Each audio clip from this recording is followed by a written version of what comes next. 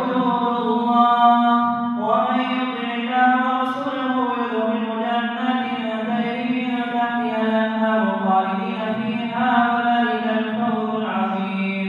ومن يعص الله ورسوله ويتعد حدوده يدخله نارا خالدا فيها وله عذاب مهين. واللاتي يأتين الفاحشة من نسائكم فاستشهدوا عليهن أربعة منكم، فإن شهدوا فأمسكوهن في البيوت حتى يتوفاهن الموت أو يجعل الله لهن سبيلا. واللذان يأتيانها منكم فآذوهما، فإن تابا وأصلحا فأعرضوا عنهما، إن الله كان توابا رحيما.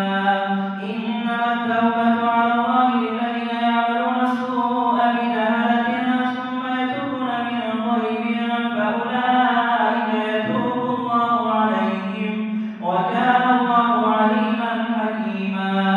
وليست التوبة للذين يعملون السيئات حتى إذا حضر أحدهم الموت قال إني تبت الآن، ولا الذين يموتون وهم كفار أولئك أعتدنا لهم عذابا أليما.